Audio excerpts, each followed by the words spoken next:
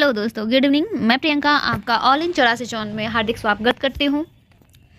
आशा करते हैं कि आपकी एग्ज़ाम की तैयारी अच्छी चल रही होगी और आपकी एग्ज़ाम की तैयारी को और बेहतर करने के लिए हम लेकर आ गए हैं हिस्ट्री MIC सेमेस्टर 1 का सभी इंपॉर्टेंट प्रश्न जो एग्ज़ाम की दृष्टि से काफ़ी ही महत्वपूर्ण है।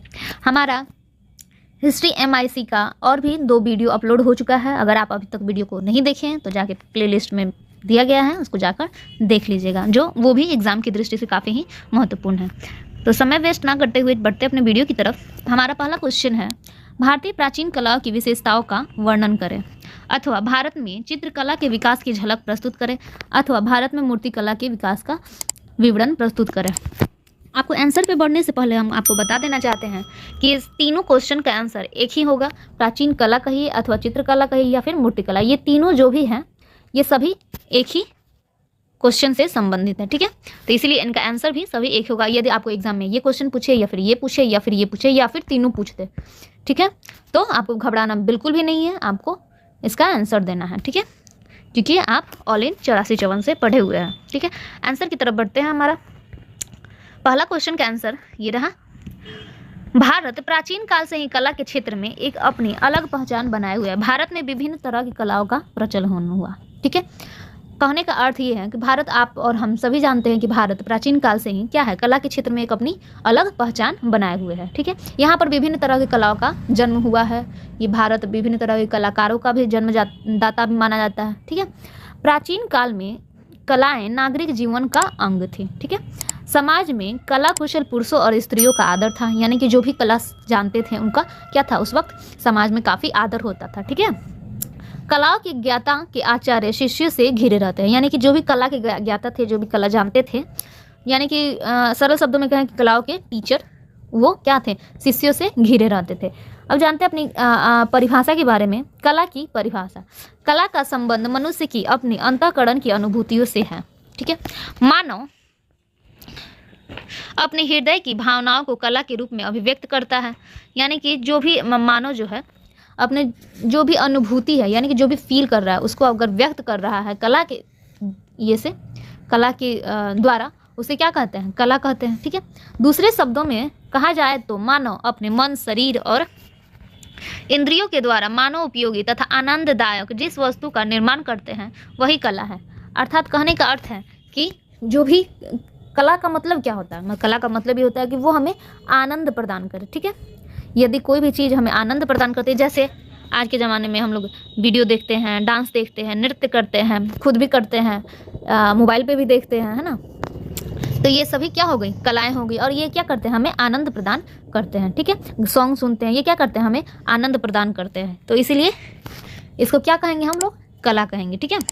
चलिए, कलाओं के विकास प्राग ऐतिहासिक युग में ही हो गया था। सिंधु सभ्यता के युग में विविध कलाओं, संगीत कला, चित्रकला, मूर्तिकला, स्थापत्य कला, वस्त्र बुनना, आभूषण बनाना आदि का विकास हो चुका था। यानी कि कला आज का नहीं है, वो प्राग ऐतिहासिक काल, अर्थात सिंधु सभ्यता की जब खोज हुई उस समय भी क्या था, कलाओं का विकास हो चुका था, ठीक है। इसमें संगीत कला था, चित्रकला था, मूर्तिकला था, ये सभी, स्थापत्य कला, इसका अर्थ होता है मतलब स्थापित करने वाला कला, ठीक है। वस्त्र बुनना, है ना, आज भी हम लोग के समाज में वस्त्र बुना जाता है हाथ से। आप अपनी दादी वगैरह को देखे होंगे कि हाँ, हाथ से वस्त्र बुनता है, स्वेटर बुना जाता है, पर्दा वगैरह बुना जाता है ना। तो आभूषण बनाना, आज भी आप सुनार को देखते हैं हाथ से आभूषण बनाता है। तो ये सब चीज़ें आज से नहीं है, बहुत पहले से हैं, ठीक है। वैदिक साहित्य में विविध कलाओं का उल्लेख है। रामायण और महाभारत में कलाओं के अद्भुत विकास के दर्शन होते हैं, ठीक है। इसमें क्या है, महाभारत काल में भी क्या है, कलाओं का अद्भुत विकास, यानी कि उस समय भी जब रामायण महाभारत का काल था उस समय भी क्या था, कला का विकास हुआ था, ठीक है। कला का क्रमबद्ध इतिहास बौद्ध युग से प्राप्त होता है, यानी कि क्रमबद्ध यानी कि लाइन से उसका इतिहास के बारे में क्या, बौद्ध युग से प्राप्त होता है। कर्णव, मौर्य, कर्णव, सातवाहन, आंध्र, गुप्त आदि भारतीय राजाओं ने कला को उचित संरक्षण और प्रोत्साहन दिया, ठीक है। मौर्य वंश के हो गए या फिर सातवाहन वंश हो गए, आंध्र हो गए, गुप्त हो गए, इन सभी राजाओं ने क्या किया, कला को उचित संरक्षण और क्या किया, प्रोत्साहन दिया कि हाँ बहुत अच्छा है, आप, हम उसको पैसा देते हैं या फिर अपनी धन देते हैं, आप इसका और क्या करें, विकास करें, जिसमें मंदिर बना, ये सब चीज़ें बनी, ठीक है, स्तूप बने, ये सब क्या है, ये सब कला ही ना है, ठीक है। उन्होंने कलाओं का के विविध निर्माण भी प्रस्तुत किए थे, यानी कि कहने का अर्थ है कि बहुत सारे मंदिर वगैरह भी बनवाए थे। ठीक है, आप दक्षिण में चले जाए तो अच्छी अच्छी मंदिरें हैं जो आज के ज़माने में पॉसिबल नहीं है। ठीक है, भारतीय कलाओं का विदेशी कलाओं से संपर्क होकर कलाओं का नूतन प्रयोग आविष्कृत हो गए। यानी कि देखिए, विदेशी लोग भी आए, वो भी कुछ कला जानते थे, और भारतीय लोग भी थे, वो भी कुछ कला जानते थे। तो कहा कि तुम अपना कला बताओ, आई कहा कि तुम अपना कला बताओ। तो दोनों ने मिलकर क्या किया, अपना अपना कला का प्रदर्शन करके और एक नवीन कला का क्या किया, विकास किया। ठीक है, उदाहरण के रूप में भारतीय मूर्ति कला पर पश्चिमोत्तर देशों की कला का प्रभाव पड़ा। इसे गंधार शैली का आविर्भाव हुआ। आप लोग सुने होंगे गंधार शैली, दक्षिण में आप चले जाए इधर तो क्या है, सभी जो मूर्ति वगैरह है, मंदिर वगैरह है, सब क्या है, गंधार शैली में निर्मित है। सॉरी, उत्तर भारत में क्या है, गंधार शैली में मूर्तियों का निर्माण हुआ है। ठीक है, चित्रकला का, अब जानते हैं चित्रकला के विकास के बारे में, चित्रकला का आविर्भाव कैसे हुआ, उसका क्या क्षेत्र है क्या नहीं है, उसके बारे में जानते हैं। प्राचीन समय का मानव गुफाओं में रहता था, जहाँ उसने चित्रकारी करना प्रारंभ कर दिया। ठीक है, आप भी बच्चा में होंगे तो जहाँ भी होंगे पेन से गांजते रहते होंगे, बेंच पर लिखते होंगे। ठीक है, तो वो आज से नहीं है, वो प्राचीन काल से ही है। ठीक है, और बच्चा ही नहीं, और अभी भी कितने बच्चे हैं लगते हैं बेंच पर एग्जाम देने जाते हैं, बेंच पर सब कलाकारी करके आते हैं, नाम लिख के आते हैं। ठीक है, कोई अपना बॉयफ्रेंड का नाम लिख के आता है, कोई अपनी गर्लफ्रेंड का नाम लिख के आता है। तो लेकिन कला जरूर करते हैं, कोई दिल बना देता है और दिल में इतना बड़ा तीर घुसा देता है। ठीक है, तो ये सभी क्या करते हैं, कला का अपना प्रदर्शन करते हैं। तो ये सभी कलाकार हैं, लेकिन छोटे मोटे कलाकार हैं। ठीक है, प्राचीन साहित्य तथा पुरातत्व के अवशेषों से चित्रकला के विकास का पता चलता है। आप अभी न्यूज़ वगैरह में सुनते होंगे कि हाँ इस गुफा में ऐसा चित्र मिला। ठीक है, तो इनसे क्या है, उनका अवशेष जैसे जैसे मिलता है उस वक्त का पता चलता है। धनपाल की तिलक मंजरी में चित्रकला विद्या का उल्लेख है। धनपाल के राजा हुआ करते थे और उनकी पुस्तक हुआ करती थी, उस समय के थे। ठीक है, तो उनकी पुस्तक का नाम था तिलक मंजरी, और इसी में क्या है, चित्रकला विद्या का उल्लेख है। यानी कि चित्रकला विद्या का उल्लेख किस में है, तो तिलक मंजरी में, और इसको किसने लिखा हुआ था, धनपाल। ठीक है, कालिदास के मालविका अग्निमित्र में चित्राचार्यों का उल्लेख है। चित्राचार्य का मतलब क्या हुआ, चित्र के आचार्य, आचार्य मतलब शिक्षक। ठीक है, तो कालिदास द्वारा एक मालविका अग्निमित्र है जो कि काफी फेमस पुस्तक है, उसमें भी क्या है, चित्राचार्य का उल्लेख है। ठीक है, प्राचीन स्थापत्य ग्रंथों मानसार, मानसोल्लास आदि में चित्रकला के विषय का वर्णन है और इसको स्थापत्य का अंग माना गया है। ठीक है, प्राचीन युग में चित्र भित्तियों और गुहाओं में मिलते हैं। इन चित्रों को दो वर्गों में बांट सकते हैं, वन्य और नागरिक। ठीक है, गुहाओं की भित्तियों पर कोयला, गेरू आदि से बनाए गए चित्र पाए गए हैं। यानी कि गुहा में जो बनाया जाता था उसको क्या करता था, उस वक्त तो पेंट वगैरह था नहीं। ठीक है, तो क्या बनना, किस चीज़ से बनाते थे, कोयला से बनाते थे, गेरू से बनाते थे, गेर यानी कि जिसको हम लोग आज के ज़माने में गेर कहते हैं। ठीक है, उससे बनाते थे। ठीक है, तो इनको प्रागैतिहासिक चित्रकला कहा जाता है। ठीक है, उस वक्त जो बनाया गया था उनको क्या कहा जाता है, प्रागैतिहासिक चित्रकला कहा जाता है। इन पर रचना का समय निश्चित करना कठिन है। ये भी भिन्न स्थानों पर गुहाओं और भित्तियों पर मिले हैं। ठीक है, इनका क्या है, रचना का समय इनका कब हुआ कब नहीं हुआ, क्योंकि डेट तो लिखा नहीं था और ये कितनी साल पुरानी है इसकी जानकारी मिल नहीं सकती है। ठीक है, तो इनका क्या है, कितने साल पुरानी है, इसका जानकारी मिलना असंभव है। ठीक है, इनमें मुख्य स्थान है अजंता, बाघ, बादामी, सित्तन वसाल, एलोरा और बृहदेश्वर। आप चले जाइएगा अजंता की गुफाओं में, बाघ की गुफाओं में, बादामी, एलोरा, ये सभी में क्या है, चित्रकला का वर्णन मिलता है। यानी कि चित्रकला किया हुआ है और इसका वर्णन भी किया गया है। ठीक है, भारतीय मूर्ति कला का इतिहास बहुत ही प्राचीन है, जो चित्रकला से भी क्या है, पहले का है। अति प्राचीन काल से मानव भावनाओं को मूर्तियों के रूप में उत्कीर्ण करता रहा है। यानी कि क्या करता है, अपनी भावनाओं को क्या करता है, मूर्तियों के रूप में उत्कीर्ण करता है। ठीक है, वो लोग क्या करते थे, पत्थर को काट काट के, प्राचीन काल के लोग पत्थर को काट काट के क्या करते थे, मूर्ति बनाते थे। आप चले जाइए खजुराहो वगैरह मंदिर में, तो वहाँ पे विशाल विशाल मूर्तियाँ और अच्छी अच्छी मूर्तियाँ भी बनाई गई हैं। तो क्या किया है, मूर्ति का विकास ऐसे किया गया है कि उनकी जो भी भावना होती थी उसको क्या करते थे, वो पत्थर से काट काट के उसको विकसित किए हुए हैं। ठीक है, मूर्ति कला का विकास के बारे में जानते हैं। भारतीय मूर्ति कला का विकास देव पूजन परंपरा के आधार पर हुआ था। इसके अतिरिक्त सजावट के लिए तथा श्रृंगार भावनाओं के अभिव्यक्ति के लिए भी मूर्तियों का निर्माण किया जाता था। प्राचीन काल में मूर्तियां पत्थरों को काटकर शिलातलों पर उत्कीर्ण करके, धातुओं को ढालकर, ठप्पा लगाकर, मिट्टी को ढालकर और पका कर तथा काष्ठ को गढ़ कर बनाई जाती थी। यानी कि प्राचीन काल में क्या थी, मूर्तियां क्या कहते, पत्थरों को काट कर बनाया जाता था, या फिर शिला तलों पर, यानी कि पत्थर, बड़ा बड़ा जो पत्थर होते थे उस पर उत्कीर्ण करके धातुओं को ढालकर, यानी कि धातु की भी मूर्तियां बनाई जाती थी, है ना। तो धातु को ढालकर, ठप्पा लगाकर, यानी कि उसको सांचा में डालकर निकाल दिया जाता था, मिट्टी के ढालकर। ठीक है, इस समय तो कुछ टेक्नोलॉजी था नहीं उतना, तो जो भी टेक्नोलॉजी था आज यूज नहीं होता, और आज जो टेक्नोलॉजी यूज होता है पहले नहीं होता, पहले जो टेक्नोलॉजी यूज होता था अब नहीं होता है। तो जो भी सुविधा थी उसके अनुसार वहाँ पे सब चीज़ मूर्तियाँ बनाई जाती थी। प्राग ऐतिहासिक युग की मूर्तियाँ भी मिली हैं। सिंधु घाटी सभ्यता से मिट्टी तथा धातु की मूर्तियाँ उपलब्ध हुई हैं। देखिए, सिंधु घाटी सभ्यता से क्या है, मिट्टी और धातु की मूर्तियाँ क्या हुई हैं, उपलब्ध हुई हैं। मौर्य, शुंग, सातवाहन, कुषाण और गुप्त काल की मूर्ति कला का भी अपना अपना इतिहास है। मूर्ति कला के इतिहास में मथुरा, गंधार और अमरावती की कलाओं का स्थान मनोरम और क्या है, गौरवमय रहा है। यानी कि मूर्ति कला के इतिहास में क्या है, मथुरा, गंधार और अमरावती की कला का स्थान अच्छा रहा है और ये काफ़ी फेमस भी है। ठीक है, भारतीय संस्कृति की विशेषताओं का वर्णन करें, अथवा प्राचीन भारतीय शिक्षण के उद्देश्य आदर्शों का वर्णन कर दे। उद्देश्य एवं आदर्शों का वर्णन करें। प्राचीन भारत के प्रमुख विश्वविद्यालयों का क्या है, वर्णन करना है। ठीक है, भारतीय संस्कृति की इसका क्वेश्चन का अर्थ ये है कि भारतीय संस्कृति की क्या विशेषता है उसका वर्णन करना है। और भारतीय सॉरी हमारा तबीयत खराब है इसीलिए छींक भी आ गया।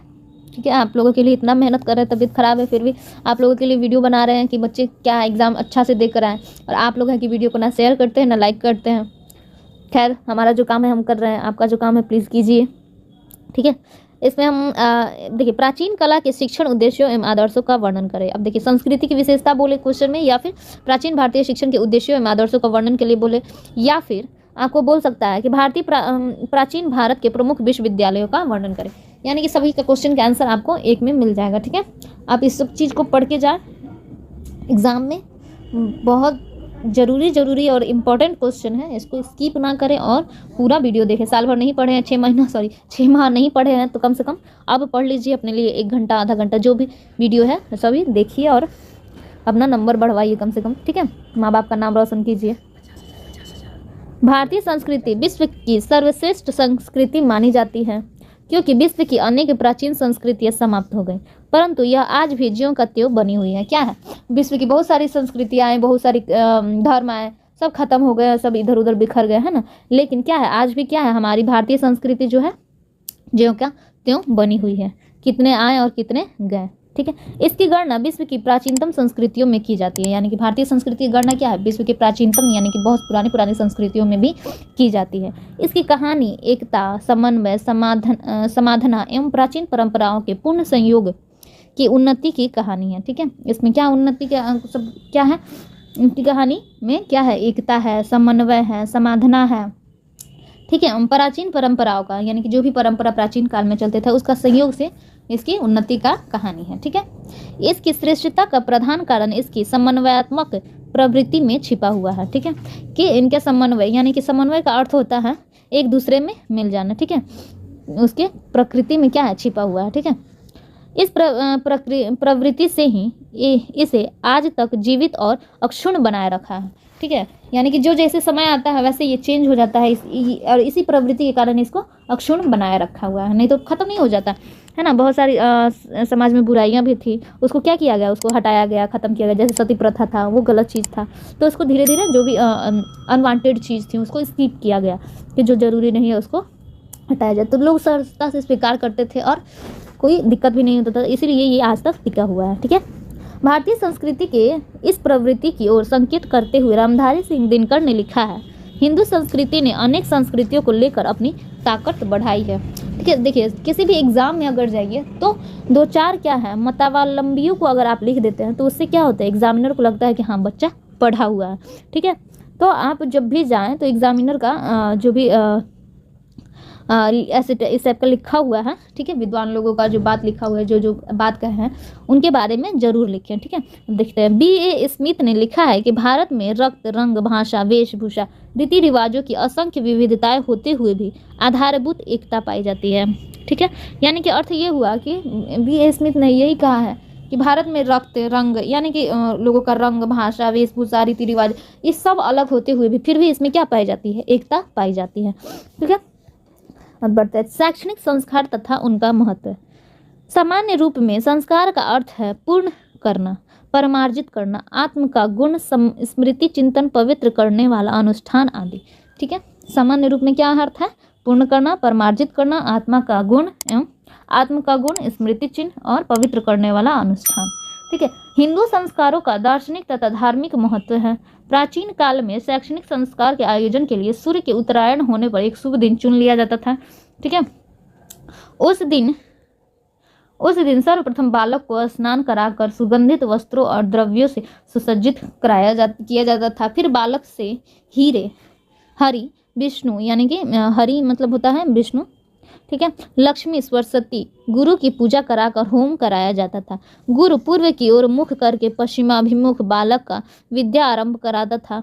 डॉक्टर राजबली पांडे के अनुसार कभी कभी चांदी के बख्ते पर केसर या चावल फैला दिया जाता था और इस अवसर के लिए बनाई गई सोने, चांदी या अन्य किसी लेखनी से वर्णमाला के अक्षरों को पहले गुरु लिखता था, फिर 3 बार उस बालक से पढ़ता था। इसके बाद गुरु को वस्त्र आदि देकर सम्मानित करता था। गुरु एवं उपस्थित मंडली बालक को आशीर्वाद देते थे। सौभाग्यवती स्त्रियां बालक की आरती उतारती थी। संस्कार की पूर्णावती देवताओं के विसर्जन से होती थी। यानी कहने का अर्थ है कि प्राचीन काल में क्या विद्या बालक कैसे ग्रहण करता था, सबसे पहले क्या किया जाता था, एक दिन चुना जाता था। ठीक है, उसको स्नान ध्यान करा के आराम से उसको क्या कराया जाता है, अच्छा कपड़ा पहनाया जाता था, उसको वस्त्र पहना कर उसको क्या किया जाता था, लक्ष्मी, सरस्वती, हरि आदि भगवान के से पूजा करवाया करा। होम कराना मतलब होता है हवन कराया जाता था। ठीक है, और उसके बाद किया जाता था, पश्चिम की तरफ मुख करके बालक का विद्या यानी कि पढ़ना आरंभ कराता था। ठीक है, अब इसमें राजबल्ली पांडे का कथन है कि कभी कभी चांदी के बख्ते यानी कि बस इथी के ऊपर एक तख्ता का बना होता है, उसको बख्ता बोलते हैं शायद। ठीक है, तब केसर या चावल का फैला दिया जाता है। इस पर क्या किया जाता था, केसर और चावल फैला दिया जाता था और इस अवसर पर बनाई गई सोने या चांदी या अन्य किसी लेखनी यानी कि पेन जो बनाया जाता था वो सोना या चांदी का बनाया जाता था और उसी से क्या किया जाता था, पहले क्या करते थे, गुरु पहले लिखते थे। जैसे बच्चा को पढ़ना है ना, तो पहले गुरु लिखते थे, उसके बाद क्या करते थे, शिष्य लिखते थे क ठीक है, 3 बार उनसे लिखवाया जाता था। लिखने के बाद उनसे उनको क्या करते थे, सभी गुरु आशीर्वाद देते थे। वो जो भी सज्जन उपस्थित होते हैं उनको आशीर्वाद देते थे, है ना। स्त्रियां भी सब आशीर्वाद देती थी और क्या करती थी, बालकों का आरती उतारती थी। ठीक है, और संस्कार की पूर्णावती देवताओं के विसर्जन यानी कि जो भी देवतागण वहाँ पे मूर्ति वगैरह बना होता था उनका क्या किया जाता था, विसर्जित कर दिया जाता था। ठीक है, प्राचीन भारत की प्रमुख विश्वविद्यालय। अब प्राचीन भारत में विद्या कैसे प्राप्त किया जाता था, विद्या के क्या संस्कार रहे हैं उसके बारे में तो बता दिए। अब जानते हैं प्राचीन भारत में मुख्य विश्वविद्यालय कौन कौन से थे। तो सबसे पहले प्राचीन विश्वविद्यालय में सबसे पहला स्थान आता है नालंदा। ठीक है, यह विश्वविद्यालय पटना से 40 मील दक्षिण बड़गांव नामक स्थान में स्थित है। यह विश्वविद्यालय कम से कम 1 मील लंबा है और आधा मील चौड़ा था। ठीक है, मध्य में स्थित विद्यालय में 8 बड़े कक्ष तथा व्याख्यान के लिए 300 कमरे थे। यानी कि विद्यालय में कितने कमरे थे, 300 कमरे थे। ठीक है, व्याख्यान यानी कि अध्ययन के लिए क्या थे, 300 कमरे थे। विद्यार्थियों के आवास के लिए कम से कम 2 मंजिल ऊंची कई विहार थे। ठीक है, उनको रहने के लिए भी उपस्थित यानी कि हॉस्टल, आज के ज़माने में कहे तो हॉस्टल, वो 2 मंजिला हॉस्टल था। ठीक है, और उसमें कई गो थे। ठीक है, अब बढ़ते हैं, दूसरा विश्वविद्यालय है हमारा विक्रमशिला। 12वीं शताब्दी में विश्वविद्यालय में अध्ययन करने वाले छात्रों की संख्या 3000 थी। इस विश्वविद्यालय में पाठ्य विषय के अंतर्गत व्याकरण, तर्कशास्त्र, तंत्रवाद तथा दर्शन शास्त्र का अध्ययन की विशेष योजना थी। ठीक है, इस यानी कि विक्रमशिला विश्वविद्यालय में किस किस विषय की पढ़ाई होती थी, व्याकरण होती थी, तर्कशास्त्र होती थी, तंत्रवाद होती थी। ठीक है, यानी कि तंत्र मंत्र जादू टोना नहीं होता वही वाला, दर्शन शास्त्र का अध्ययन किया जाता था।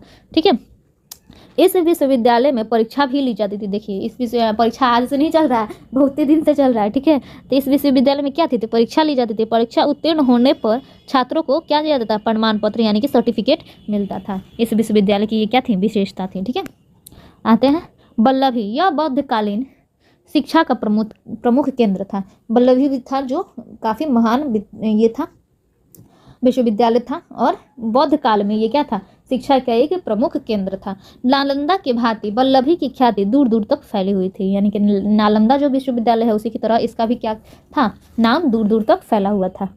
यह काठियावाड़ के पूर्व किनारे पर बाला नामक स्थान में स्थित था। चीनी यात्री इत्सिंग ने 7वीं शताब्दी में इस सुप्रसिद्ध शिक्षा केंद्र का उल्लेख किया है। ठीक है, चीनी यात्री जो आए हुए थे जिनका नाम था इत्सिंग, इन्होंने इस शिक्षा केंद्र का क्या किया है, बुक में अपने उल्लेख किया हुआ है। यहाँ धार्मिक शिक्षा, व्याकरण आदि के साथ साथ लौकिक शिक्षा, राजनीति शास्त्र, अर्थशास्त्र, मुनीमी आदि का भी शिक्षा दी जाती थी। ठीक है, यानी कि उस वक्त तो कंप्यूटर वगैरह था नहीं। ठीक है, तो उस वक्त क्या थी, धार्मिक शिक्षा थी, व्याकरण था, है ना, लौकिक शिक्षा था, राजनीति शास्त्र था, यानी कि मुनीमी था, यानी कि उस वक्त क्या होता था, मुनीम लोग होता था जो कि लेखा जोखा वगैरह ये सब चीज़ को देखता था। तो ये सब चीज़ क्या दी जाती थी, शिक्षा दी जाती थी। वल्लभी में शिक्षा प्राप्त करने वाले शिक्षा की समाप्ति पर उच्च शासकीय पदों पर नियुक्त होते थे। तो हम देखिए इसमें जो भी शिक्षा ग्रहण करते थे वो क्या करते थे, उच्च शासकीय पदों पर नियुक्त होते थे, वो राजा महाराजा के यहाँ काम करते थे। अब मुनीमी की जरूरत है ही, अर्थशास्त्र की राजा महाराजा की यहाँ जरूरत है ही, है ना, लौकिक शिक्षा का भी जरूरत है ही, राजनीति शास्त्र का भी जरूरत है ही। तो क्या होगा, जो राजनीति शास्त्र जानता था होगा वो राजा के यहाँ काम करता होगा, अच्छे अच्छे पद पे काम करता होगा। ठीक है, तो ये सब चीज़ें थी। धार्मिक जो शिक्षा जानता था वो भी राजा के यहाँ अच्छा पोस्ट पे काम करता होगा।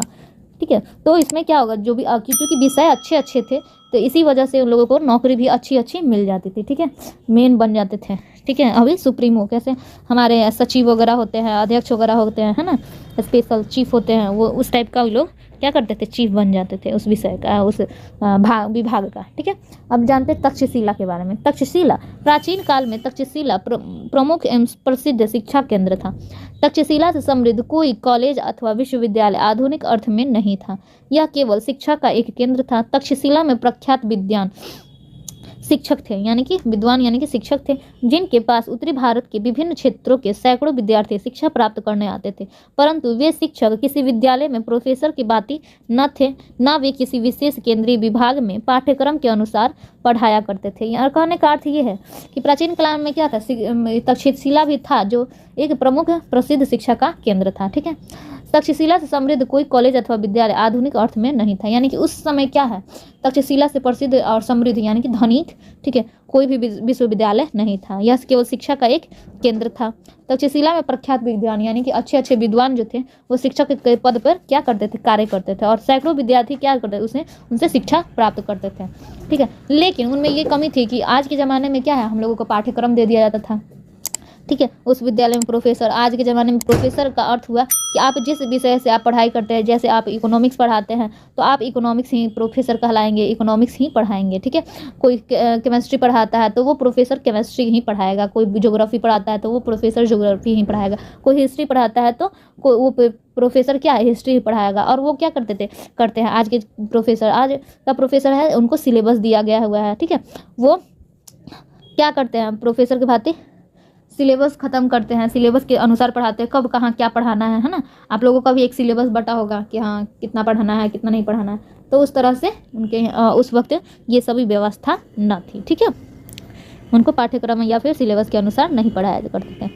ठीक है, बढ़ते हैं तीसरे प्रश्न की तरफ। हमारा तीसरा प्रश्न है, वसुधैव कुटुंबकम की अवधारणा की विवेचना करें अथवा मानव परिवार समाज एवं शिक्षण कल्याण के संदर्भ में वसुधैव कुटुंबकम की अवधारणा का परीक्षण करें। आपको एग्जाम में किसी भी तरह से आपको क्या कर सकता है, क्वेश्चन घुमा सकता है। अब आपको क्वेश्चन ये देवे या फिर ये देवे, या फिर ऐसे भी क्वेश्चन पूछ सकता है कि वसुधैव कुटुंबकम से आप क्या समझते हैं, है ना, समाज के बारे में वसुधैव कुटुंबकम का। तो आपको बस ये याद रखना है कि हाँ हमसे वसुधैव कुटुंबकम के बारे में पूछ रहा है, और अपना राइटिंग एकदम आराम से इस आंसर को लिख सकते हैं। तो चलिए बढ़ते हैं वसुधैव कुटुंबकम का। सबसे पहले हम लोग अर्थ जानते हैं।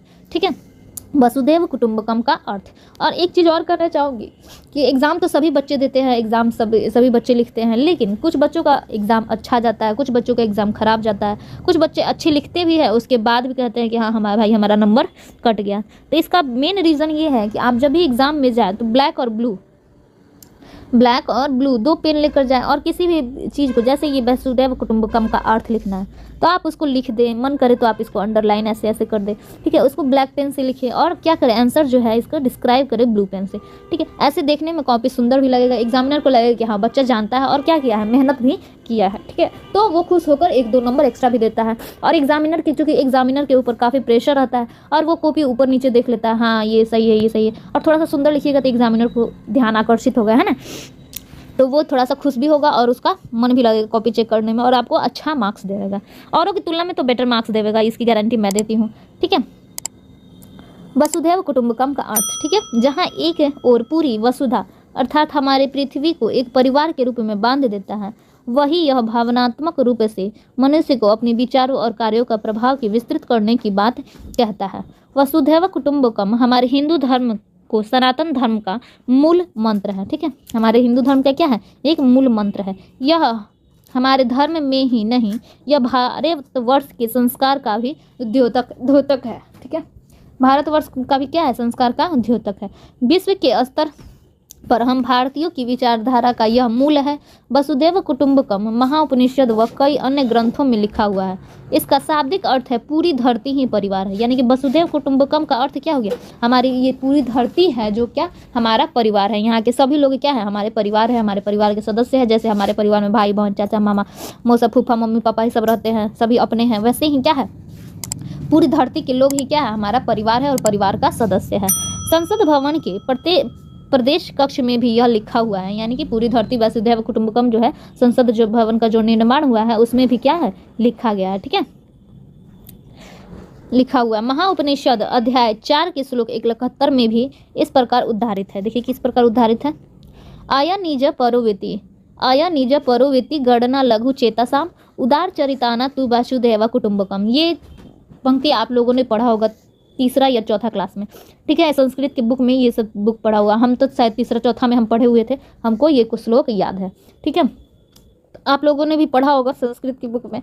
तो इसका अर्थ ये हुआ, अर्थात हमारा यह, अर्थात यह मेरा बंधु है, यह मेरा बंधु नहीं है, ऐसे विचार या छोटी भेदभाव छोटी चेतना वाले व्यक्ति करते हैं। उदार चरित्र के व्यक्ति संपूर्ण विश्व को ही परिवार मानते हैं, यानी कि क्या करते हैं, यह मेरा भाई है, ये मेरा भाई नहीं है, ये अपना है, ये गैर है, ये क्या करते हैं छोटी ओछी यानी कि ओछी बुद्धि वाले जो भी होते हैं वो ऐसा करते हैं, ठीक है। उदार चरित्र वाले तो क्या, जो यानी कि अच्छे चरित्र वाले हैं वो क्या करते हैं संपूर्ण विश्व को ही अपना परिवार मानते हैं, सबको अपनत्व की दृष्टि से मानते हैं। जैसे आपके घर में आपकी माँ है, जैसे हमारा वैसे ही बाहर के भी माँ को माँ के समान समझते हैं। जैसे अपने घर में बहन है वैसे ही बाहर के भी दूसरों की भी बहन को क्या समझते हैं, बहन समझते हैं। वही क्या हो गए, उदार चरित्र के लोग हो गए। मानव जाति इस समय विशाल सामाजिक पारिस्थितिक कठिनाइयों का सामना कर रही है। इस समय हम न केवल अपने अस्तित्व और स्थूल लड़ाई लड़ रहे हैं, बल्कि साथ में एक ऐसी लड़ाई भी चल रही है जहां इंसान की पहचान के साथ मानवता भी दांव पे लगी है। आज इंसान अनेक प्रकार की परेशानी झेल रहा है। रिश्तों का मूल्य कम हो गया है। पूरे विश्व में अपने परिवार को नज़र से देखना तो दूर, लोग अपने लोभ के कारण अपने ही परिवार का अहित करने में भी नहीं डरते हैं। अब बताइए आज की परिस्थिति, आप सभी जानते हैं आज की परिस्थिति ऐसी हो गई है कि आप पूरे विश्व को क्या परिवार मानिएगा, लेकिन अपने परिवार में नहीं पड़ता है। सभी को क्या करते हैं, दुश्मन की दृष्टि से देखते हैं। कोई कुछ बोल दिया तो हाँ वो हमारा दुश्मन हो गया, ये ऐसे बोल दिया, हमको ऐसे काहे बोला, ठीक है। तो क्या है, अपना ही परिवार में क्या हो रहा है, नहीं पट रहा है। भोजपुरी में कहे तो पटरी नहीं खा रहा है, ठीक है। किसी का ज़मीन का विवाद है, किसी को ईगो का, किसी को पैसा का, है ना। तो वो क्या है, वो अपने ही परिवार में लोग के कारण, कुछ पारिवारिक मामला के कारण क्या है, सबका अहित करने पे है कि हम उसको ये कर देंगे वो कर देंगे। ये सब चीज़ें आजकल देखने को मिल रही हैं, ठीक है। चलिए, परिवार एवं समाज के लिए यह एक सामाजिक दर्शन है, ठीक है, जो आध्यात्मिक सोच से निकलता है। वसुधैव कुटुंबकम सोचने का एक तरीका है जो बताता है कि पूरी दुनिया एक परिवार है, जो इस सोच को प्रोत्साहित करने का प्रयास करता है कि संपूर्ण मानव जाति एक क्या है, परिवार है। यानी कि सभी मानव, हम भी मानव हैं, आप भी मानव हैं, तो क्या है, ये सभी एक क्या है, परिवार है, जिसमें कहा गया है कि पूरी मानव जाति एक जीवन ऊर्जा से बनी है। यदि परमात्मा एक है तो हम कैसे अलग अलग हो सकते हैं। यदि हमारा ईश्वर एक है, हमारा भगवान एक है, तो हम कैसे अलग अलग हो सकते हैं, ये कहा गया है। यदि समुद्र एक है तो उसकी बूंदें अलग अलग कैसे हो सकती है। तो सही बात है, यदि अगर समुद्र है तो उसमें जो भी है उसका बूंद, अगर एक बूंद इधर निकाल के रख दीजिए तो वो कैसे अलग हो जाएगा, वो भी तो समुद्र का ही पानी कहलाएगा ना। तो वही चीज़ है, हम सबको बनाने वाला परमात्मा ही है और वह एक है। इस तरह हम सभी भी एक ही परिवार के सदस्य हैं, फिर चाहे हम भारतीय हों, अफगानी हो, चाहे एशिया से हो या फिर यूरोप से। देखिए भारत वसुधैव कुटुंबकम का कितना बड़ा और व्यापक अर्थ है कि पूरे विश्व को अपने क्या मानता है, परिवार मानता है। सभी विश्व के सदस्य अपने परिवार को, सभी विश्व के लोगों को अपना परिवार का क्या मानता है, सदस्य मानता है। ठीक है, चलिए विश्व के लिए, अभी विश्व के लिए जानते हैं। वसुधैव कुटुंबकम भारत की विदेश नीति की क्या है, नींव है। इसके अनेक उदाहरण हैं, अधिक दूर जाने की आवश्यकता नहीं। सबसे सही और सटीक उदाहरण हम अभी हाल की घटना को देखें। यमन में भारी हिंसा और बमबारी हो रही थी। उस तबाही के बीच यमन के उपद्रवग्रस्त इलाकों में फंसे लोगों को निकालने के लिए भारत के लोगों द्वारा उस देश में हाल ही के वर्षों में अब तक का संभवतः सबसे बड़ा बचाव अभियान ऑपरेशन राहत किया गया है। यानी कि देखिए आज भी हम लोग क्या करते हैं, अपने विश्व को क्या मानते हैं, वसुधैव कुटुंबकम के तहत ही मदद पहुंचाते हैं। देखते हैं कहीं कहीं, जैसे नेपाल में ही भूकंप आया था तो भारत ने कितनी मदद की थी, श्रीलंका में आर्थिक समस्या चल रही थी, है ना, तो वहाँ पे भी काफ़ी पैसा से हो, आर्मी से हो, हर चीज़ से लेकर क्या किया गया, मदद वहाँ पे पहुँचाया गया। ठीक है, मदद वहाँ पे पहुँचाया गया। तो ये क्या करता है कि वसुधैव कुटुंबकम का ही क्या है, ध्येय है। ठीक है, कहीं ना कहीं उससे भारत प्रेरित है कि हाँ जी हमारा विश्व बंधुत्व का बना रहे, हमारा जो भी मानवता सबसे पहले हमारा जीवित रहना चाहिए, बाद में देश और राज्य है ना। ऑपरेशन राहत किया गया। ऐसे अनेक उदाहरण भारत ने विश्व स्तर पर क्या किए हैं, प्रदर्शित किए हुए हैं। ठीक है, तो इस तरह वसुधैव कुटुंबकम का क्वेश्चन खत्म होता है। बढ़ते अपने चौथे प्रश्न, जो कि ये है, प्राचीन भारत में जनपद की अवधारणा का वर्णन करें। 6ठी शताब्दी ईस्वी पूर्व में भारत के 16 महाजनपद का वर्णन करें। ठीक है, क्वेश्चन कैसा हूँ, घुमा के आपसे पूछे जनपद के बारे में, तो आपको घूमना नहीं है किसी भी प्रकार का, इसीलिए आपको 2 बार 3 बार 2 क्वेश्चन 3 क्वेश्चन करके दिया जा रहा है, ताकि आपसे कोई भी क्वेश्चन पूछे, और हाँ लॉन्ग में पूछे या फिर शॉर्ट में पूछे। आप शॉर्ट में पूछे यदि क्वेश्चन तो आप इसी को याद कर ले, उसको थोड़ा सा छोटा करके लिखिए। आप लॉन्ग में लिखिए तो इसी को याद कर ले या इसको पूरा लिख दे, है ना। तो अगर आप बड़े की तैयारी करते तो छोटा अपने आप लिखा जाएगा। ठीक है, तो ऐसा नहीं कि आप छोटा तैयारी कीजिए, अगर वो लॉन्ग में पूछ दिए तो फिर सोचने लगे कि अब क्या लिखे। ठीक है, तो इसीलिए थोड़ा सा ज़्यादा में लिखाया जा रहा है, लॉन्ग टाइप का ही लिखाया जा रहा है, ताकि आपको अगर कोई भी आए तो उसमें आप तो शॉर्ट करना जानते ही हैं, ओके, जैसे भी हो यहाँ पे लिखना है। बस हमको इससे मतलब है कि एग्ज़ाम में क्वेश्चन लिखना चाहिए, कॉपी भरना चाहिए, आंसर देना चाहिए, है ना, जिस तरह से भी आप दें।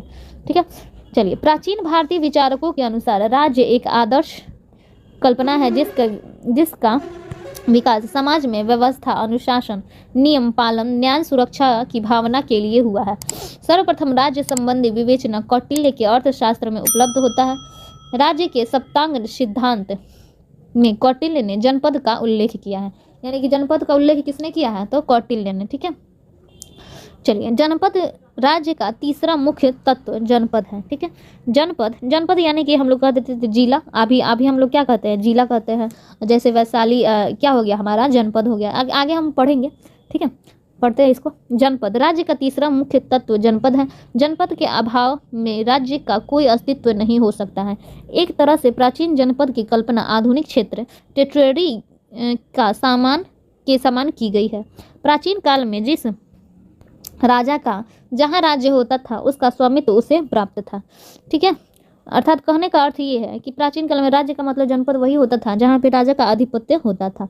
ठीक है, जहाँ पे राजा का आधिपत्य होता था, जहाँ का राज्य का पेंशन वगैरह या फिर कृषि, व्यापार, वाणिज्य, ये सब उसके अधीन होता था। उसके क्या कहते थे, उस राजा का जनपद कहा जाता था। उसको प्रशासन के लिए अलग अलग बांट दिया गया, ताकि इसे प्रशासन के करने में या फिर शासन करने में कोई दिक्कत ना हो। छोटे छोटे अगर राज्य जनपदों में बांट दिया जाता है तो उसमें क्या सभी स्थितियों को कंट्रोल किया जा सकता है। हाँ, हमारे जिला में ये दिक्कत है, आज के ज़माने में जिला है तो सभी जिले के अलग अलग डीएम वगैरह बनते हैं ना, तो वो सभी क्या करते हैं, जिला अधिकारी होते हैं, और वो क्या करते हैं, सभी जिलों का, अपने जिला में जो भी समस्या है उनका क्या करते हैं, निपटाना करते हैं। और अगर इतना बड़ा जिला हो और एक आदमी मालिक हो तो फिर दिक्कत हो जाएगा ना, कहाँ कहाँ देखेगा, इधर प्रॉब्लम आया तो इधर जाएगा, इधर आया तो उधर जाएगा। तो ऐसे में क्या किया गया, इसको क्या किया गया, बांट दिया गया कि इधर का आप मालिक रहिएगा, इधर का कोई और रहेगा, इधर का कोई और रहेगा, इधर का कोई और रहेगा। और बीच में शासक होता था जो कि सभी की समस्याओं को हल करता था, देखता था, है ना, और उनका समस्या का समाधान करता था और शासन करता था। ठीक है, जिससे वहाँ का ज़्यादा लोग परेशान नहीं होते थे और चारों तरफ एक शासन होता था। ठीक है, कौटिल्य अर्थशास्त्र में जनपद के मध्य में दुर्ग तथा कुटी आदि की कल्पना की गई है। सेनाओं के रहने के स्थान आदि जनपद में होने चाहिए। जनपद की जनता पड़ोसी राज्य की शत्रुता की भावना से देखती थी। जनपद की क्या थी, जनता जो थी पड़ोसी राज्यों को क्या करते थे, शत्रुता की भावना से उस वक्त देखती थी कि हमारा राज्य में है तो हमारा राज्य अच्छा है और दूसरा वाला राज्य जैसे ये राज्य हो गया, ठीक है, और ये यहाँ पे राज्य हो गया, ठीक है, तो यहाँ के लोग को सोचता होगा कि हाँ हमारा राज्य अच्छा है, यहाँ पे सोचता होगा कि मेरा राज्य अच्छा है। तो आज भी होता है भारत पाकिस्तान का जैसे मैच होता है तो क्या सोचता है भारत वाला कि हाँ भारत वाला जीत जाए, पाकिस्तान वाला सोचता है कि हमारा पाकिस्तान जीत जाए। तो वैसे ही प्रतिद्वंदता होती रहती थी उस वक्त भी, ये आज से कोई नई बात नहीं है, ठीक है। बढ़ते हैं। कम श्रम से अच्छी उपज हो जाती थी। संकट काल में आत्मरक्षा के लिए छिपने का स्थान वन, पहाड़, नदियों का किनारा होता था। ऐसे क्षेत्र को जनपद कहा जाता था, ठीक है, कहा जा सकता है सॉरी। कौटिल्य ने जनपद हेतु निम्नलिखित गुण आवश्यक माना है। यानी कि जनपद कहते किसे हैं, इसके लिए एक क्या उनमें गुण होना चाहिए, इसके बारे में अब जानते हैं, ठीक है। उस स्थान वन में यानी कि जी में जगह होना चाहिए, यानी कि सबसे पहले कि वहाँ पे क्या होना चाहिए, स्पेस होना चाहिए, बड़ा होना चाहिए। उसके मध्य और सीमांतों पर पूर्ण नगर यानी कि पूरे नगर होना चाहिए, यानी कि इधर उधर मध्य में बीच में इधर उधर क्या होना चाहिए नगर होना चाहिए, ठीक है। उसका क्षेत्रफल इतना अधिक हो कि जनता और उसका क्षेत्रफल इतना अधिक हो कि जनता का और आपत्ति के समय बाह्य लोगों का पालन उसकी पैदावार से हो सके, यानी कि इतना बड़ा होना चाहिए कि अगर कोई संकट भी आता है तो रुक जाइए देखिए भाई साहब तबीयत हमारा इतना ख़राब है फिर भी हम पढ़ा रहे हैं। बच्चे सब कमेंट कर रहे हैं कि जल्दी जितना हो सके आप हम लोगों को जल्दी से तैयार कर दीजिए, क्योंकि एग्ज़ाम में हमारा समय बचा नहीं है। 6 महीने से तो वीडियो देखना नहीं है, पढ़ाई करना नहीं है ना। एग्ज़ाम के वक्त आप लोगों को सब याद आता है कि हाँ जी हमें पढ़ना भी है, ठीक है। खैर आप लोग प्लीज़ वीडियो को लाइक कीजिए, इतना तबीयत होने के बावजूद भी हम पढ़ा रहे हैं, और शेयर तो ज़रूर कीजिएगा बाबू, ठीक है। चलिए हम कहाँ पे थे, चलिए फिर से बताते हैं। उसका क्षेत्रफल इतना अधिक हो कि अपनी जनता का और आपत्ति के समय बाह्य लोगों का पालन उसकी पैदावार से हो सके, यानी कि उसका क्षेत्रफल इतना होना चाहिए कि यानी कि जो भी वहाँ पे कृषि कार्य होते थे जैसे यहाँ पे है तो कोई आपत्ति हो गया, बाढ़ आ गया, ये सब हो गया, तो उसके क्षेत्रफल में अगर यहाँ पे किसान खेती वगैरह करते हैं तो क्या हो गया, वहीं की पैदावार से क्या हो वहाँ पर जीवन यापन हो सके, ठीक है। क्योंकि दूसरे राज्य से तो पता नहीं दे कि नहीं, मदद करे कि नहीं करे, क्योंकि सभी पड़ोसी राज्यों से क्या चलता था आपस में, तो कोल्ड वार यानी कि द्वंद्व चलता रहता था कि हमारा राज्य है ना। तो उसकी पैदावार खुद का होना चाहिए, ठीक है, जिसमें आत्मरक्षा के सब साधन हो। अब जनपद है उसमें आत्मरक्षा का साधन ही नहीं हो, ठीक है, अस्त्र शस्त्र ना हो, तो ये सब चीज़ें होनी चाहिए, ठीक है, जनपद के लिए। जो आत्मनिर्भर हो, यानी कि जनपद उसे कहते थे जो आत्मनिर्भर हो, यानी कि स्वयं फसल कर सके, स्वयं का चिकित्सक हो गए है ना, स्वयं का सब व्यापार वाणिज्य हो, बाजार हो, ये सब चीज़ें हो तो क्या हुआ, वो जनपद हुआ। जो शत्रुओं का पराभव कर सके, यानी कि उनको क्या करे, परास्त कर सके, यानी कि सैनिक व्यवस्था भी होना चाहिए था, जिसमें सामंतों और पड़ोसी राजाओं को वश में रखने की क्षमता हो। यानी कि अब देखिए ये कमज़ोर अगर पड़ा तो पड़ोसी राज्य जो है अगर इससे मजबूत हुआ तो क्या करेगा, इस पर चढ़ाई कर देगा और इस राज्य को भी क्या करेगा, अपने राज्य में मिला लेगा। तो इसमें अगर क्षमता रहेगी, सैनिक व्यवस्था बढ़िया रहेगी तो ये चढ़ेगा नहीं चढ़ेगा, ठीक है। तो इसमें क्या, इसमें भी मजबूती होना चाहिए और इसमें भी, यानी कि जनपद के लिए क्या होना चाहिए, सैनिक व्यवस्था, या फिर पड़ोसी राजा को जो भी उद्दंडता या फिर जो भी अमानवता करें उनसे क्या करने, वश में करने की क्या होना चाहिए, क्षमता होना चाहिए। जिसमें दलदलों, पत्थर वाली ऊंची नीची व कांटों से भरी जमीन ना हो। अब देखिए, अब रेगिस्तान को हम कह दें कि हमारा जनपद है तो उसमें क्या कर सकते हैं, ना पशु को चरा सकते हैं, ना खेती कर सकते हैं, तो वो तो जनपद हो नहीं सकता है ना। आप रेगिस्तानी लेके क्या करेंगे कि हमारा जिला है, उसमें से क्या कुछ कर सकते हैं, ना फसल कर सकते हैं, ना गाय को चरा सकते हैं, है ना वहाँ पे अच्छी बारिश होगी, ना घर बन सकता है, तो उस चीज़ को नहीं होना चाहिए, ठीक है। जिसमें सांपों और जंगली पशुओं की प्रचुरता ना हो, यानी कि अब देखिए, अब सांप वाला जंगल ले लीजिए, पूरा जंगल को कह दीजिए कि हमारा जनपद है, तो ये भी सही नहीं है। पशु यानी कि बाघ चीता शेर घूमते रहे और सब लोगों को पकड़ पकड़ के ले जाए जंगल में, तो ये भी नहीं होना चाहिए, है ना। जो देखने में सुंदर हो, यानी कि उसकी बनावट जो हो क्या हो, वो देखने में सुंदर हो, अच्छा लगे कि हाँ जी ये राज्य बढ़िया लग रहा है, यहाँ पे मंदिर बना हुआ है, यहाँ पे अलग मैंने व्यवस्थित ढंग से हो, ठीक है। जिसमें चारागाह हो, यानी कि सब पहले के लोग तो पशुपालन ही करते थे, और चारागाह यदि होता तो और अच्छा हो जाता था, ठीक है, कहीं और जाने की ज़रूरत नहीं पड़ती, ठीक है। जिसकी जलवायु बलदायक हो, यानी कि उसमें बारिश वगैरह हमेशा होते रहना चाहिए था। ठीक है, जिसमें गुप्त मार्गों की सत्ता हो, यानी कि गुप्त मार्ग, अगर कोई बाहरी राज्य आक्रमण भी कर दे तो उसमें क्या हो, गुप्त मार्ग बना हुआ होना चाहिए, ताकि वो ग्रामीण या फिर वहाँ के नागरिक क्या हो, गुप्त रास्ते से निकल के कहीं और चले जाए सुरक्षित स्थान पे। ठीक है, जिसमें पशुओं की प्रचुरता हो, यानी कि पशु वगैरह पर्याप्त मात्रा में होवे। ठीक है, चलिए अब बढ़ते हैं अगले प्रश्न की तरफ। प्रश्न, अच्छा सॉरी, इसी का आंसर ही है। 6वीं शताब्दी ईस्वी पूर्व का भारतीय इतिहास में विशेष महत्व है। राजनीति के क्षेत्र में महाजनपदों का उदय हुआ, और महाजनपदों का उदय 6वीं शताब्दी ईस्वी पूर्व में ही हुआ। 16 महाजनपदों का वर्णन निम्नलिखित। अब देखिए उस वक्त महाजनपदों की संख्या कितनी हुआ करती थी, 16। आपको ऑब्जेक्टिव में भी पूछा जा सकता है महाजनपदों या फिर जनपदों की संख्या कितनी है, तो आपको सीधे डायरेक्ट आंसर देना है 16। ठीक है, हालांकि ये इंपॉर्टेंट नहीं है, फिर भी हम करा दे रहे हैं 16 जनपदों के बारे में। लेकिन यदि आपको आंसर दीर्घ में पूछे तो कम से कम ना हो सके तो इसको डिस्क्राइब कर दीजिएगा, जो भी याद आवे। हालांकि लिख सकते हैं कि हाँ 16 जनपद हैं जो कि निम्नलिखित हैं।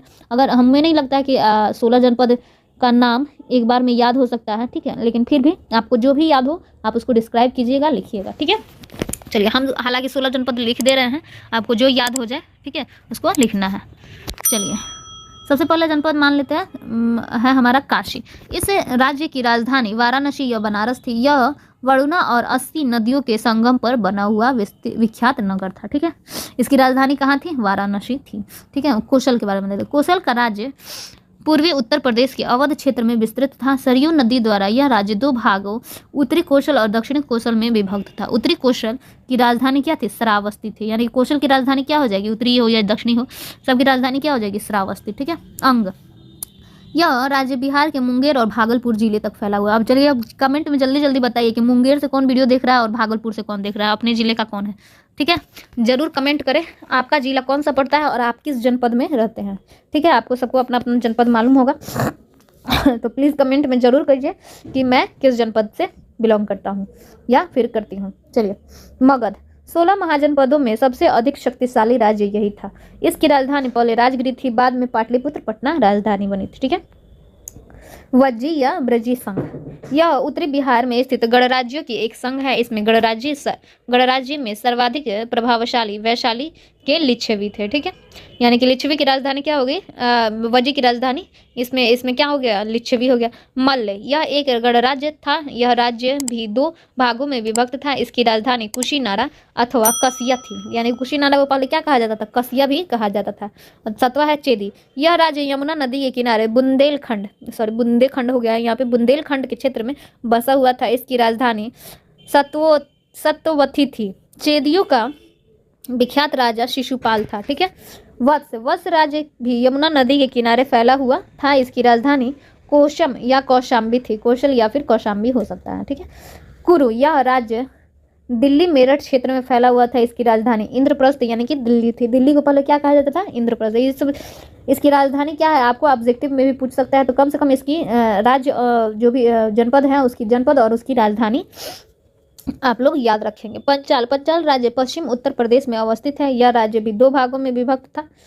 ठीक है, मत्स्य राजस्थान के भरतपुर, जयपुर और अलवर जिले में इस राज्य में सम्मिलित थे। इस राज्य की राजधानी विराटनगर थी। सूरसेन, यह राज्य यमुना नदी के तट पर बसा हुआ था। इसकी राजधानी मथुरा थी। अश्मक, यह राज्य दक्षिण भारत में गोदावरी नदी के किनारे स्थित है। इसकी राजधानी पोतन थी।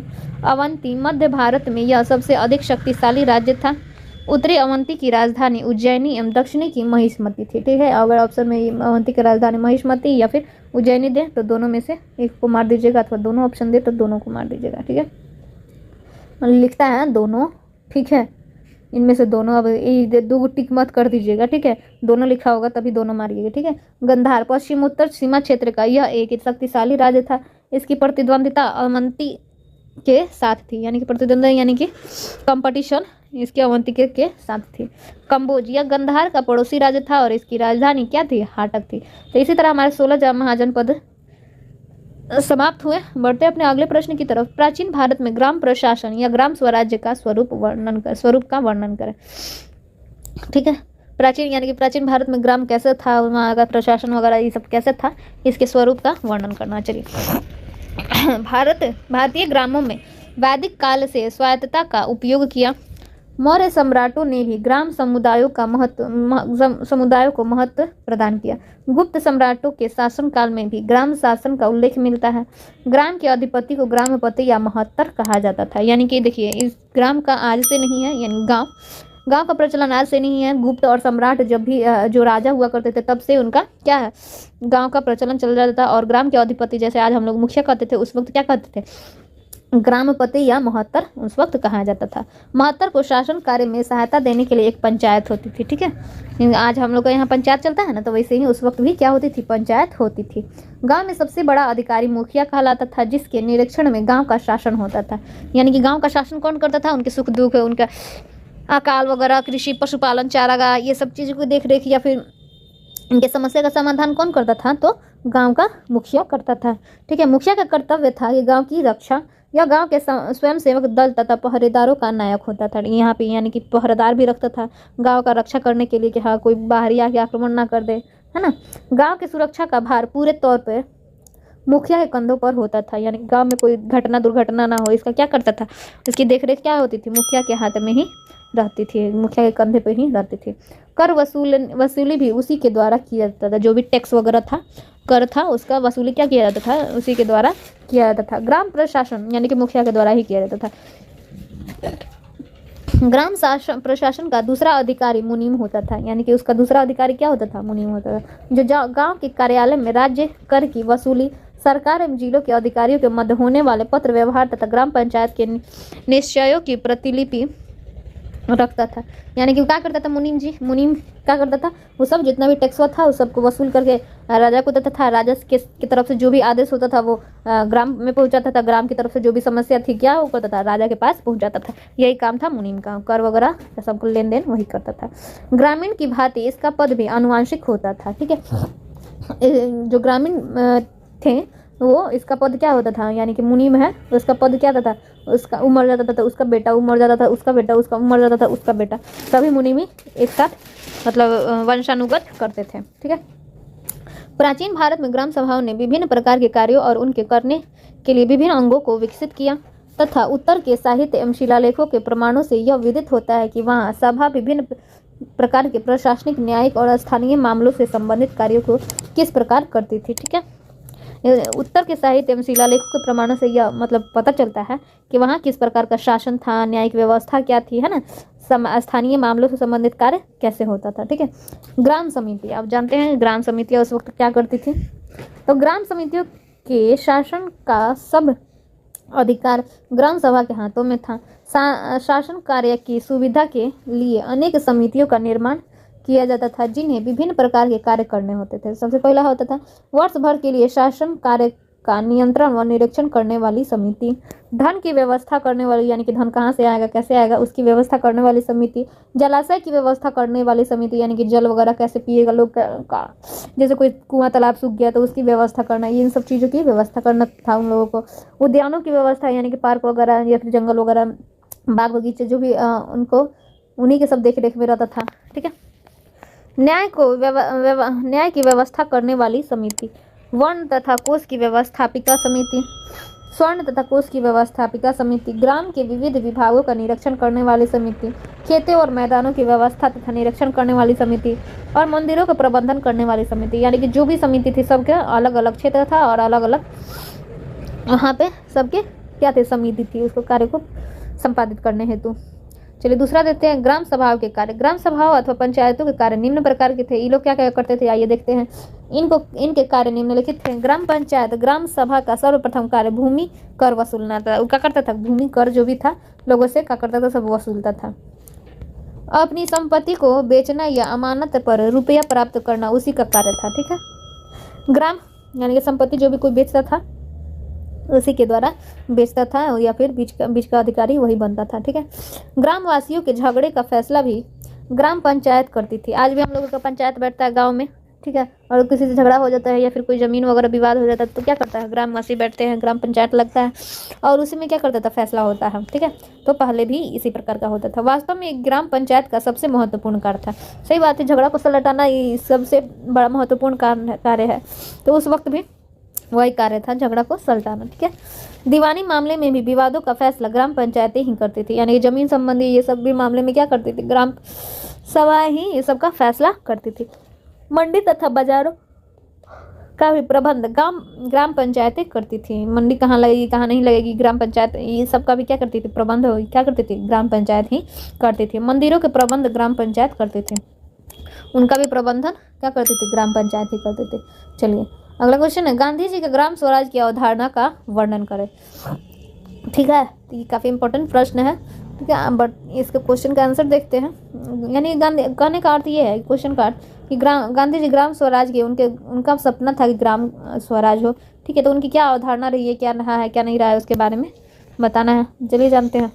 परिचय, सबसे पहले हम क्वेश्चन अगर कोई क्लू नहीं मिल रहा है तो आप सबसे पहले लिखेंगे परिचय। ठीक है, उसको ब्लू या ब्लैक पेन से लिखेंगे। ठीक है, उसके बारे में उसके बाद उसके बारे में थोड़ा सा डिस्क्राइब करेंगे, जैसे कि क्वेश्चन में दिया गया है। ग्राम स्वराज राम राज्य व्यवस्था की पहली सीढ़ी है। ठीक है, राम राज्य से तात्पर्य है सभी सुखों से परिपूर्ण एक समाज व गांव या देश।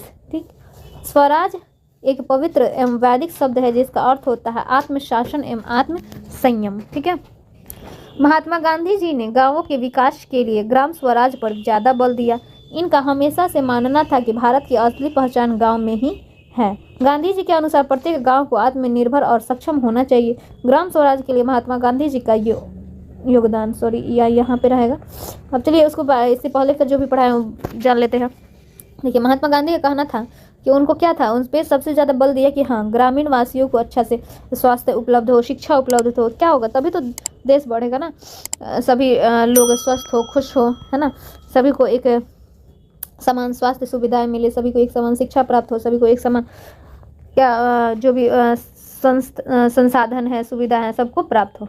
ठीक है, तो इस प्रकार क्या होगा, भारत आत्मनिर्भरता की ओर बढ़ेगा और एक अच्छे भारत का निर्माण होगा। ठीक है, अब देखिए ग्राम स्वराज के लिए महात्मा गांधी जी का योगदान, इनका क्या क्या योगदान है ग्राम स्वराज बनाने में, इसके बारे में जानते हैं। महात्मा गांधी जी का समग्र चिंतन एवं दर्शन का केंद्र गांव ही रहा है। यानी कि वो भी जो भी सोचते थे और देखते थे वो क्या करते थे, गांव में ही, उन पे गांव पे ही केंद्रित रहता था। गांधी जी के अनुसार ग्राम स्वराज का मतलब भारत के प्रत्येक गाँव को स्वतंत्र और आत्मनिर्भर बनाने से था। ठीक है, चूंकि उस वक्त गुलामी का समय था, सभी लोग अंग्रेजों के गुलाम थे, तो इस वक्त उनका क्या प्राथमिकता थी, सबसे पहले भारत के प्रत्येक गांव को क्या करना, स्वतंत्र करना और उन्हें क्या करना, आत्मनिर्भर बनाना। इनका मानना था कि अगर गांव नष्ट हो गए तो हिंदुस्तान भी नष्ट हो जाएगा, क्योंकि हिंदुस्तान की असली पहचान गांव में ही है। आज आप गांव में जितना संस्कार सभ्यता वगैरह देख लेते हैं, आपको शहर में देखने को नहीं मिलता है। तो इसीलिए गांधी जी ने कहा कि जितना भी कहा भी है कि भारत की असली पहचान हमारे गांवों में ही बसती है। इसलिए गांवों को आत्मनिर्भर बनाने के लिए गांधी जी ने पंचायती राज व्यवस्था पर जोर दिया। इन्होंने स्वदेशी वस्तुओं को अपनाने के लिए लोगों को निरंतर जागरूक किया। गांवों को आत्मनिर्भर बनाने के लिए इन्होंने खादी को अपनाने का बढ़ावा दिया और विदेशी वस्तुओं को बहिष्कार करने का संदेश भी फैलाया। अब इनको खादी बनाने के लिए इसलिए बढ़ावा दिया कि खादी क्या बनती थी, खादी पहले लोगों द्वारा बनती थी, चरखा से बनती थी, और उसको चरखा को चलाता कौन था, तो लोग चलाते थे, ग्रामीण लोग को चलाते थे। उनसे क्या होगा, लोग जब चरखा से वस्त्र बने हुए वस्त्र को पहनेंगे तो उनका क्या होगा, इनकम बढ़ेगा, उनको रोजगार उपलब्ध होगा, उनको अच्छा से स्वास्थ्य सुविधाएं जो भी सुख दुख है वो अच्छे से कर पाएंगे। ठीक है, तो इसलिए क्या किया, उन्होंने चरखा पर खादी वस्त्र अपनाने के लिए बल दिया ताकि ग्रामीणों को कुछ इनकम हो सके, है ना। भारतीय वस्तुओं का उन्होंने उपयोग करने के लिए कहा ताकि जो भी उपयोग, अब जैसे अब वस्त्र के ही को ही ले लीजिए, अब विदेशी वस्त्र पहनिएगा तो वो पैसा कहाँ जाएगा, विदेश में जाएगा। और आप अगर इंडियन वस्त्र पहनते हैं तो वह पैसा कहाँ जाएगा, हिंदुस्तान में ही रहेगा। किसी न किसी गरीब को, किसी न किसी मजदूर को, किसी न किसी तरह से तो जाएगा ही। तो वही चीज़ है, उस वक्त वो समझाते थे। विदेशी वस्तुओं का उपभोग करने के बजाय लोग अपनी ज़रूरत के लिए अनाज, दूध, साग सब्जी, फल, कपास, सूत और खादी आदि की पैदावार गांव में ही करने का सलाह गांधी जी ने दी थी। यानी कि जो भी देखिए, अब पहले विदेश के लोग थे, तो जैसे आज हम लोग पिज़्ज़ा, चाउमीन, बर्गर खाते थे, ये सब क्या है, विदेशी खाना है। ठीक है, तो उस सब चीज़ का बहिष्कार करने के लिए कहा है कि जो आपके घर में फल है, कपास है, सूत है, ये सब चीज़ों का पैदावार कीजिए और अपने गांव का ही, यानी कि अपने घर का ही खाना खाइए, अपने घर का बना हुआ कपड़ा पहनिए, अपने यहाँ का बना हुआ, यानी कि अपने ही कल्चर को अपनाइए। ठीक है, ऐसा करने से गांव के लोग आजीविका के लिए खुद आत्मनिर्भर रहेंगे। अब देखिए, आप अगर इंडियन कपड़ा पहनते हैं तो कहीं ना कहीं बताए भी हैं कि इंडियन कपड़ा पहनते हैं तो कहीं ना कहीं किसी न किसी तरह से किसी व्यक्ति को रोजगार मिलेगा। उसको आप जो पैसा आप शहर में दे रहे हैं, यानी कि बाहरी लोगों को दे रहे हैं, वो पैसा कहाँ जाएगा? भारत के लोगों को जाएगा। और भारत के लोग इससे क्या होंगे? आत्मनिर्भर होंगे। ठीक है। ग्राम स्वराज का महत्व व उद्देश्य। ग्राम स्वराज का मुख्य उद्देश्य सामाजिक समरसता को बढ़ावा देना, गरीब परिवारों तक पहुंच बनाना, शिक्षा, स्वास्थ्य, आवास से जुड़े सभी समस्याओं को हल करना और केंद्र सरकार की जन कल्याण योजनाओं से वंचित रह गए लोगों को लाभान्वित करना है। अब ग्राम स्वराज का महत्व, क्या उद्देश्य है इसके बारे में देखिए। इनमें क्या पहले भी बता चुके हैं कि ग्राम स्वराज का मतलब हुआ कि आपको वहाँ के लोगों का शिक्षा, स्वास्थ्य, आवास आदि से जितनी भी समस्या है, जुड़ी समस्याओं को क्या करना? उनको बेहतर करना। ठीक है। पिछड़े लोगों की मदद करना, जो वंचित रह गए हैं, बाकी रह गए हैं, उनको एक धारा में लाना। निष्कर्ष के रूप में, चलिए निष्कर्ष, सभी क्वेश्चन का हो सके तो आप निष्कर्ष जरूर देवे। इस टाइप का जो क्वेश्चन है उस पर निष्कर्ष आप जरूर देवे। दीर्घ उत्तरीय, अभी शॉर्ट में भी निष्कर्ष मत देने लगेगा, कम से कम दीर्घ उत्तरीय प्रश्न में निष्कर्ष जरूर देवे। ठीक है। गांधी जी के सपनों के अनुसार भारत का हर एक गांव आत्मनिर्भर हो। आदर्श भारतीय गांव इसी तरह बसाया जाना चाहिए, जहां गांव में खेती के लिए उचित साधन, पाठशाला, अस्पताल और सभा भवन हो। ऐसा स्वराज जो किसी भी जाति या धर्म को देखकर मान्यता नहीं देता, बल्कि ऐसा स्वराज जो सभी के लिए समान हो, चाहे वह किसी भी जाति या धर्म का हो, जिसका लाभ गांव के हर एक नागरिक को उठा सके। इसका अर्थ यही हुआ कि गांधी जी ऐसे भारत या फिर ऐसे ग्राम स्वराज की स्थापना करना चाहते थे जहाँ पे जात पात भेदभाव ये सभी भूलकर सभी लोग पढ़े, सभी को स्वास्थ्य सुविधाएं, अच्छी स्वास्थ्य सुविधाएं उपलब्ध हो, अच्छे पाठशाले उपलब्ध हो, है ना, अच्छे सभा भवन हो। ठीक है। और वोट या फिर जो भी उच्च पद होते थे उसको जात देखकर नहीं, बल्कि सभी लोगों को सामान्य रूप से दिया जाए। ठीक है। यानी कि धार्मिक जो असहिष्णुता फैली हुई थी उसको खत्म करना चाहते थे। चलिए, इसी प्रश्न के साथ हमारा वीडियो समाप्त होता है। आप तब तक बने रहिए ऑल इन 8454 के साथ, और हमारे वीडियो को लाइक, शेयर और सब्सक्राइब करना बिल्कुल ना भूलें। आपको इतना तबीयत खराब होने के बाद भी आपके लिए इतना मेहनत कर रहा है तो प्लीज़ हमारे वीडियो को कम से कम 2-4 लोगों के पास ज़रूर शेयर कीजिए। ठीक है। ताकि इससे आपके जिस शेयर करे वो भी खुश हो जाए, ताकि वो भी, उसके पास भी कोई वीडियो हो तो वो भी आपको शेयर करे। आप देखिए, किसी का मदद कीजिएगा तो वो भी आपके लिए तैयार रहेगा हमेशा मदद करने के लिए। तो प्लीज़ आप वीडियो को जितना भी हो सके आप शेयर कीजिए। ठीक है। मिलते हैं नेक्स्ट वीडियो में, तब तक के लिए देखते रहिए ऑल इन 8454। जय हिंद, जय भारत। और हाँ, अगर आप किसी प्रकार का और भी वीडियो चाहिए, और भी सब्जेक्ट का वीडियो चाहिए तो प्लीज़ कमेंट करें। हमारे नंबर पे, नीचे दिए जा रहे नंबर पे आप मैसेज भी कर सकते हैं, व्हाट्सअप नंबर पे, टेलीग्राम से जुड़ सकते हैं। जहाँ चाहें आप मैसेज करके अपनी समस्या का समाधान करा सकते हैं। मिलते हैं नेक्स्ट वीडियो में। Thank you.